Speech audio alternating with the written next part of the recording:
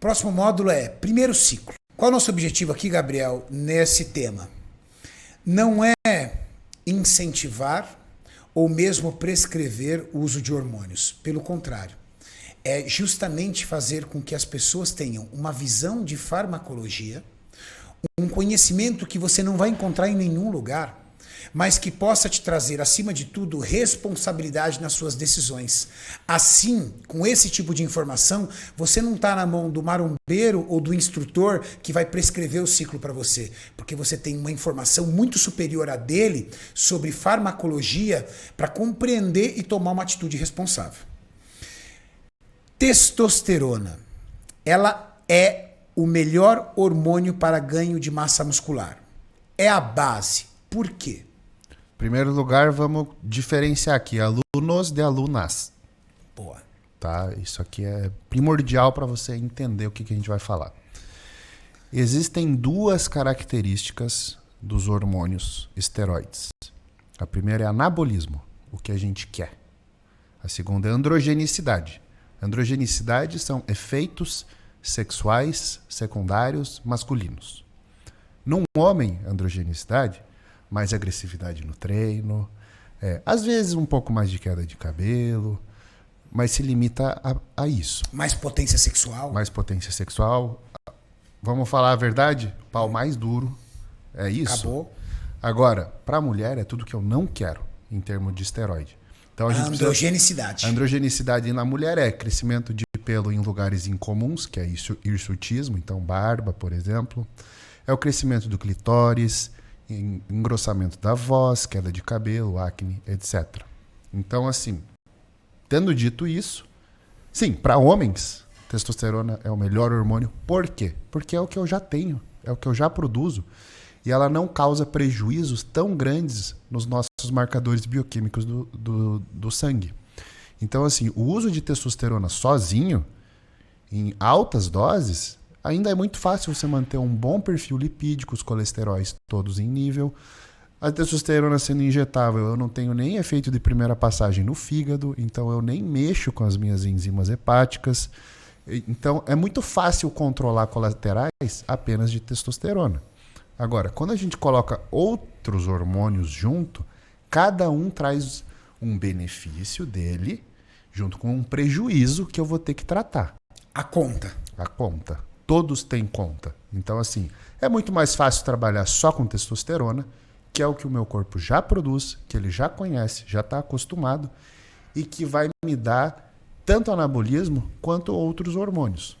Ou seja, é muito mais simples para o seu primeiro ciclo você aumentar a sua testosterona natural através do hormônio esteroide testosterona do que manipular 4, 5 hormônios de uma só vez num primeiro ciclo. Eu vejo pessoas, por exemplo, num primeiro ciclo, eu fiz um ciclo de oxandrolona. Eu fiz um ciclo de estana com oxandrolona, que seria o estanazolol. Eu fiz um ciclo de deca no primeiro ciclo. E às vezes nem testosterona tem no primeiro ciclo. Sendo que se ele tivesse tirado esse monte de outros hormônios e utilizado apenas uma única molécula chamada testosterona, ele teria talvez até mais resultados com menos prejuízos. Com certeza. E aí a gente entra... Existem várias questões interessantes para falar sobre isso. Primeiro é volume de aplicação. Tá? Vamos falar a verdade aqui. Quem quer se furar todo dia ou fazer aplicações de 2, 3 Ainda mais no primeiro ciclo, que a pessoa provavelmente vai pedir para alguém fazer. Sim, e que vai ficar com dor e que o músculo não está acostumado, vai tirar o cabaço do músculo com a agulha. Então, assim, a testosterona, eu vou ter, por exemplo, numa Durateston, 250 miligramas num ml. Que para um primeiro ciclo, talvez uma vez por semana já mude totalmente o corpo da pessoa. Mas com certeza. Agora, se eu vou falar de Masteron, Primobolan, eu estou falando de 100 miligramas no ml, então já é 2,5 vezes o número de furos que eu vou fazer. Estanazolol 50 miligramas. Aí, então você começa a pôr no papel, existem muitos benefícios para usar só a testosterona. Até o número de furo e de aplicação que fica reduzido. Então, tem que ser a primeira escolha e nunca, em hipótese alguma, homem faça um ciclo sem testosterona. Porque além dos benefícios da testosterona, ela possui papéis fisiológicos importantes. saúde dos ossos, sabe? A síntese de HDL, por exemplo, que é o que mais é estragado durante o uso de esteroides, ela depende de estradiol, que é um subproduto da testosterona. Então, o cara que tira a testosterona, inibe o eixo natural dele, não vai ter, porque ele está colocando um hormônio exógeno, e não põe testosterona junto, ele já está ajudando a piorar em muitos exames dele. As mulheres sempre foram educadas de que o melhor ciclo para elas, principalmente o primeiro ciclo, é a oxandrolona. A oxandrolona realmente é o medicamento reino, o principal medicamento para um ciclo para as mulheres? O pessoal que me acompanha sabe que eu odeio oxandrolona. Não odeio o hormônio, mas a fama errônea que se formou ao redor dele. E essa fama vem do tanto de embasamento científico que eu tenho. Oxandrolona realmente talvez seja o esteroide mais estudado no mundo. Eu também acho que ele é o mais estudado. Depois da testosterona, talvez seja. Depois da testosterona. Mas então, como eu tenho muito artigo sobre, eu tenho segurança para usar. Eu sei que eu posso usar em criança, eu sei que eu posso usar em idoso, eu sei que eu posso usar em aidético. Então, assim, os públicos mais sensíveis, eu tenho muito embasamento para usar e eu tenho segurança. E isso faz com que os médicos prefiram usar, porque eles sabem que, tem estudo, eu estou seguro. O médico fica dentro do lado seguro, fala, vamos de oxandrolona, que é o que todo mundo está acostumado. Mas e os efeitos, resultados? Lembra aquilo que você explicou? Resultados versus prejuízos. Ele realmente, dentro da balança, é o mais positivo? Na sua experiência? Na minha experiência, para mulher, não. Nem para homem.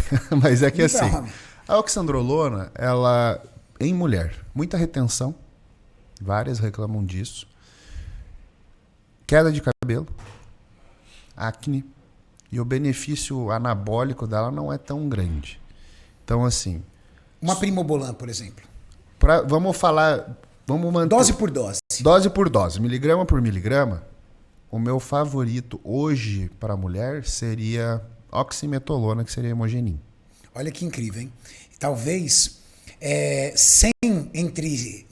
95 entre 100 pessoas jamais imaginariam que dose por dose, tipo 10 miligramas versus 10 miligramas, o hemogenin teria mais resultados e menos prejuízos do que a oxandrolona para uma mulher. Com certeza. O hemogenin, ele possui uma fama péssima, porque custava R$5 a caixinha e a galera tomava uma cartela por dia. E ele, por ser uma droga de uso oral, ele tem uma passagem pelo fígado. Exatamente. Então, assim, como a gente tá buscando alguém para comparar com a oxandrolona, por ser oral, trouxe o hemogenin também. Agora, tirando isso, o fato de ser oral, se eu fosse escolher um hormônio, qual é o melhor de todos para mulher? Injetável. Primobolan, com certeza. Porém, e um grande porém aqui, Primobolan é o hormônio mais falsificado do mundo. Nossa, demais. Para vocês entenderem, a grama, isso eu estou falando de quando eu estava fazendo doutorado e tinha acesso à tabela de preço. A grama do Primobolan era coisa de $22 e da testosterona R$1,50. Então o que o bom traficante faz? O cara que não quer vender porcaria, mas ele quer vender resultado, ele põe propionato de testosterona ou masteron no lugar do Primobolan, barateia muito. E assim, para o homem, o cara não vai sentir diferença, ele não vai perceber. Até porque geralmente o homem coloca mais alguma coisa junto. Exato, já vai ter texto, então mais texto, beleza. Mas as mulheres sentem. Mas as mulheres sentem muito. Então assim, não é o hormônio que eu mais recomendo que as mulheres vão atrás, porque provavelmente ela vai pegar falso. Outro detalhe que as mulheres erram, dosagens. Acham que 30 miligramas de oxandrolona dia é pouco. É um absurdo, assim. O que as pessoas precisam entender? Fisiculturismo é um esporte de tempo. E isso é muito importante. Então, se você quer ter sucesso, você olha no palco do Olímpia, por que o apelido do Phil Heath era The Gift? Porque ele estava no palco do Olímpia antes dos 40. Pela sua prematuridade, né? Exato. Então, assim, você ser um bom atleta com 30 e poucos anos é, assim, quase impossível. É muito difícil. Então, leva tempo para construir um bom físico. Algo que foi reparado, né? Eu estava fazendo uma live com a Ângela, com o pessoal da Europa lá, um cara de uma revista da Inglaterra. E aí ele fez uma observação, porque a categoria Wellness é novidade para eles. E aí ele chegou assim, eu percebi que as melhores atletas da Wellness do mundo, todas têm mais de 30 anos, então eu acredito que leva um tempo para construir esse corpo. E aí, eu não tinha pensado nisso, mas é verdade. Leva tempo. E aí a pessoa tem que entender o seguinte, se você fizer uso de uma dose alta, você vai ter colateral e você vai ter que parar. Ou você vai se destruir. Um dos dois. Se você tiver paciência, talvez você possa usar uma dose baixa. Por meses. Meses. Nós não podemos esquecer que uma mulher produz em média de 7 miligramas por semana de hormônio. Então, se ela utilizar, por exemplo, 50 miligramas por semana, ela está multiplicando vezes 7 a sua produção natural. Um homem, por exemplo, produz aproximadamente 70, não é, Cami? Eu acho que é aproximadamente 70. Se ele produz 70 miligramas por semana, é como se ele estivesse utilizando 700 por semana. Você vai falar para mim que 700 miligramas por semana não é uma dose de atleta? Sim, com certeza. Então, se uma mulher utilizar 50 miligramas por semana, ela já tem que estar muito bem avançada a nível de massa muscular para ter receptor para receber tudo isso. Ou seja, 50 miligramas por semana já é altas doses para uma mulher. Com já certeza. É uma dose de performance. Quando a gente fala em esteroide, a mulher tem que começar com 5. Às vezes, eu tô falando 5, uma mulher de uns 60 e poucos quilos. Agora, 5 dias, né? Se for uma biquinizinha, uma moça magrinha, 50 quilos, vai dar 3 miligramas. Ou 5 dias sim, dia não. Por aí. Então, entenda o seguinte, o uso do esteroide tem que ser de uma forma sustentável, porque como vai demorar para você ter um shape legal, você tem que fazer de um jeito que não vai ter que fazer você parar. Exato. E o que eu entendo? E eu queria dividir aqui com a galera. É muito mais vantajoso para a mulher fazer um ciclo de 4, 5 meses numa dose baixa que afaste os efeitos colaterais e ela tenha 5 meses de construção muscular, do que ela fazer um ciclo de 8 semanas em alta dosagem, que na 8ª semana ela percebe o cabelo começando a cair, o nariz começando a crescer, a voz começando a engrossar, e ela tem o risco de mais 2, 3 semanas do empilhamento do hormônio, ela ter ali efeitos colaterais. Você concorda? Não, perfeitamente. Então... E os homens, em contrapartida, ciclos mais curtos podem até trazer para ele um resultado muito bom se ele quer fazer a linha ciclo TPC, ciclo TPC. Só que ciclos longos, a pessoa precisa entender que também não é sustentável em altas doses se você não tem massa muscular para isso. Porque você vai ter uma carga de hormônio circulante muito grande no seu corpo. E o seu corpo, como você mesmo disse, ele tem contrarregulatórios. E ele vai começar a produzir enzima anti-aromatase, ele vai começar a produzir enzima de alfa-redutase, e aí você começa a subir DHT, aumentar estradiol, aumentar a prolactina, e aí é onde você começa a ter efeitos colaterais. Ginecomastia, queda de cabelo, irritabilidade excessiva. Se a gente fizer um paralelo, tá? Com droga recreativa, vamos falar de álcool. Pô, aquela pessoa que enche a cara e cai no chão e dá trabalho pros amigos e tem que levar para casa, dar banho e cuidar, ela não sabe usar o álcool. Ela se estraga. A mesma coisa com o esteroide. O cara que vai lá e enfia o pé no esteroide, ele só vai ter problema para resolver. Agora, a pessoa que consegue se divertir e... Com uma taça de vinho? Com uma taça de vinho, e aí ela sai com os amigos, se diverte, ela vai poder fazer isso o resto da vida. Enquanto que a pessoa que toda vez que bebe dá problema, ela vai ter que, às vezes, nunca mais beber.